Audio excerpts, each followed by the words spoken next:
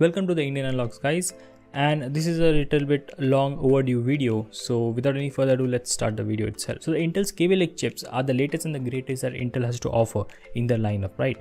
And they have the 7th generation core series processors, which are most popular among gamers and content creators. The highest end of Intel KABY-LAKE chip is the i7-7700K, which is an unlocked beast. Yeah, and to control that unlocked beast, you need a good motherboard.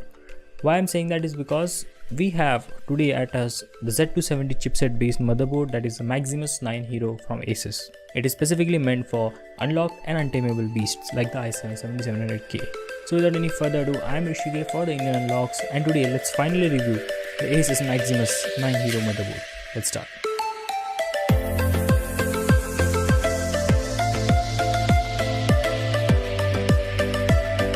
Welcome back, guys. First of all, let me just do this outright.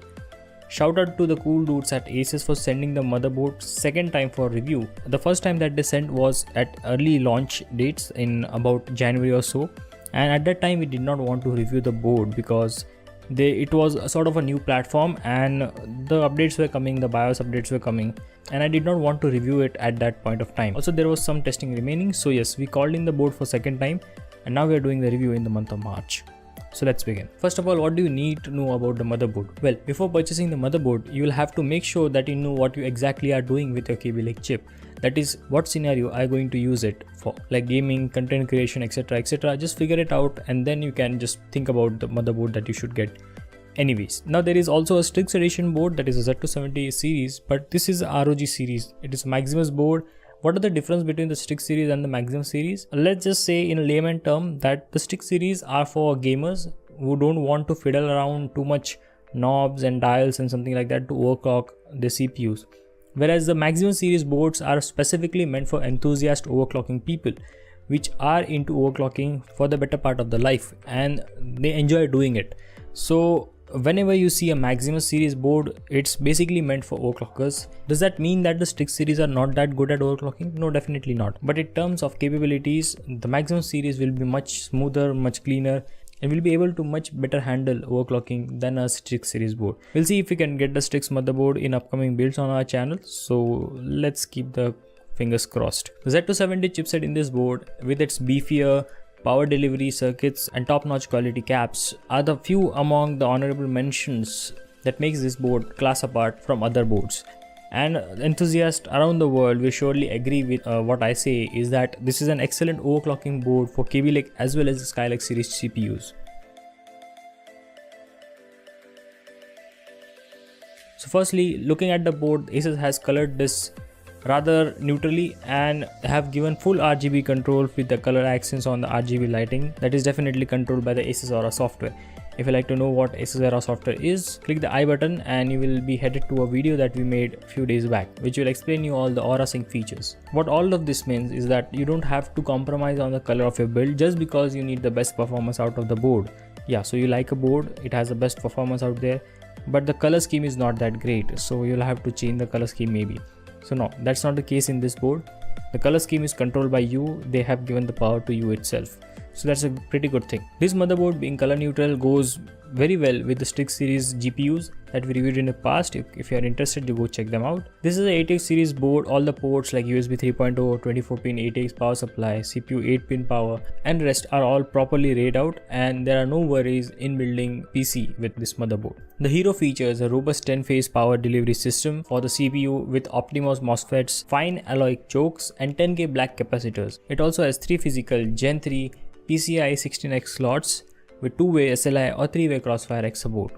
It also has 3 PCI 1X slots, 6 of the 6 Gbps ports, that is the SATA ports, 2 full-speed PCI X4 M.2 slots which support Intel Optane technology. And for a full complete list of the detail, ports and I/O and other features and other minute details, you can check out our overview video in the description below. Now there are 4 DIMM slots which can handle up to 64 GB of DDR4 memory at dual channel speeds.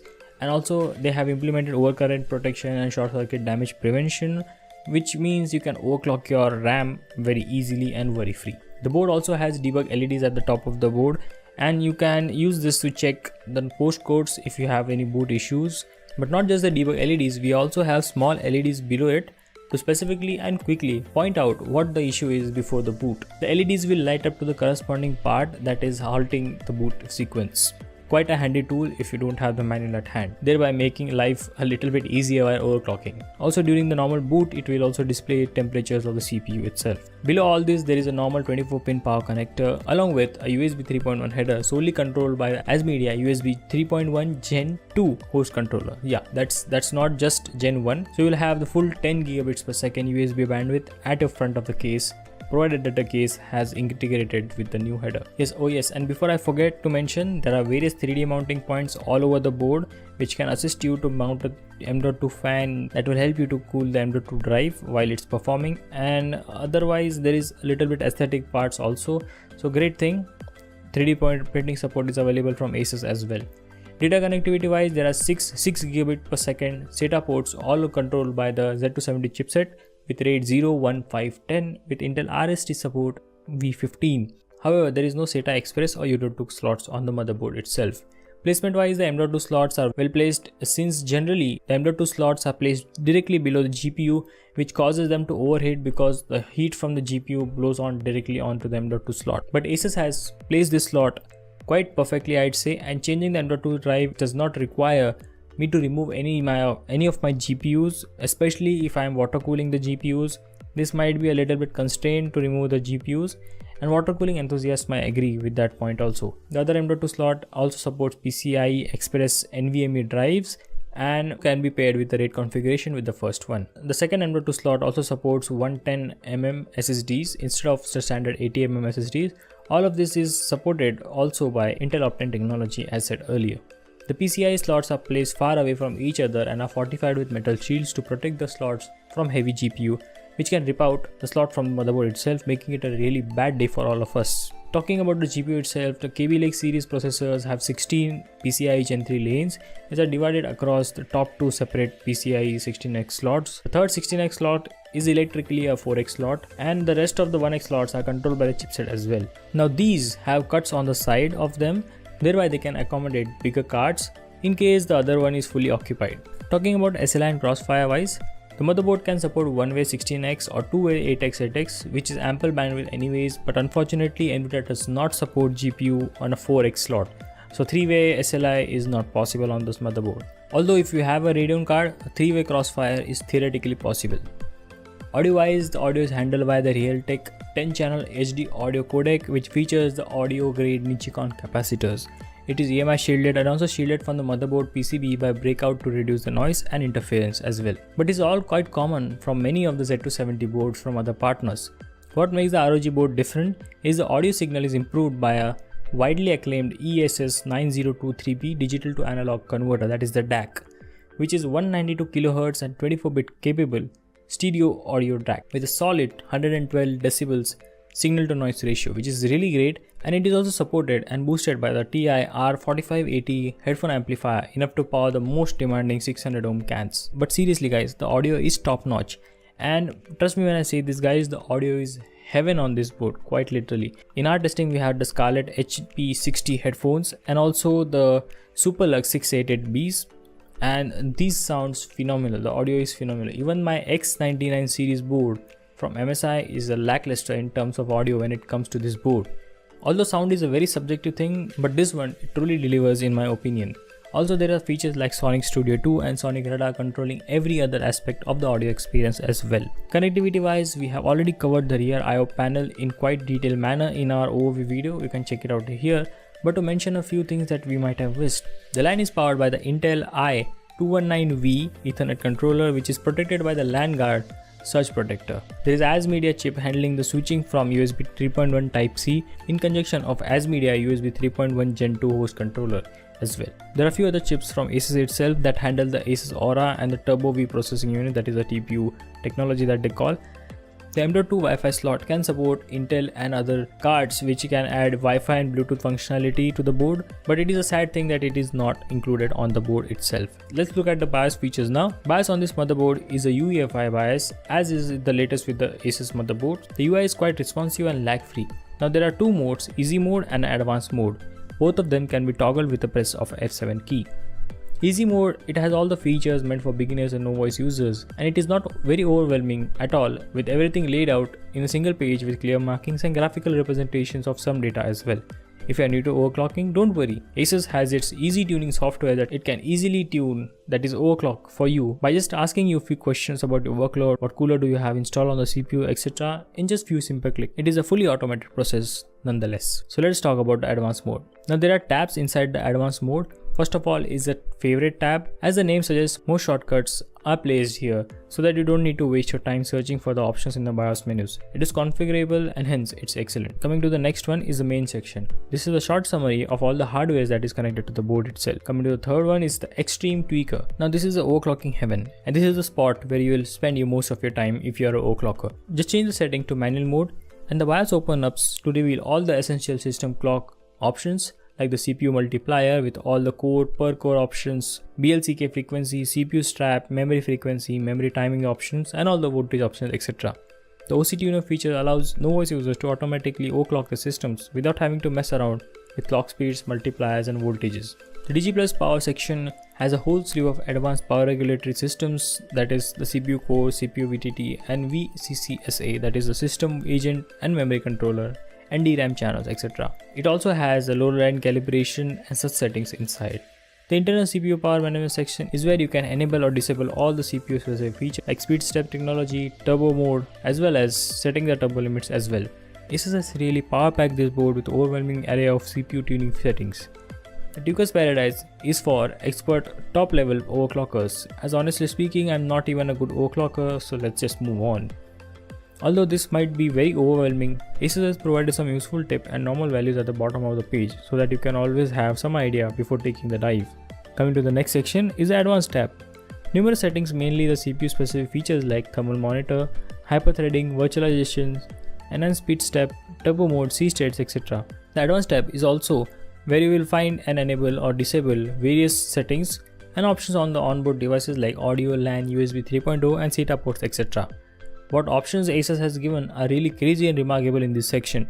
You can control each and every component of the motherboard from here quite literally.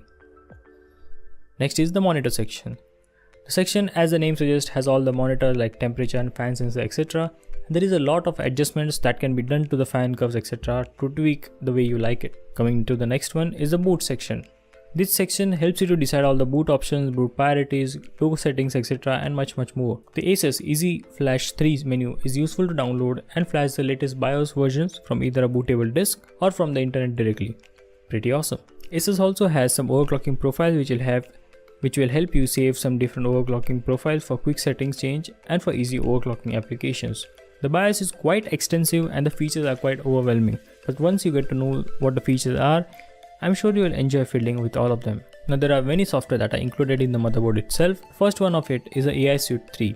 This software is truly amazing and I recommend you to install it on your Windows system right away. This is a system management utility by which you can monitor system clock speeds, voltages, temperatures, fan speeds, etc. But not just that, it will also help you to overclock auto or on manual mode right from the Windows environment as well. This is really quite cool, to be honest. The most loved thing in this for the beginners will be the 5-way optimization wizard. Coming to the next section is the Asus Aura Sync software.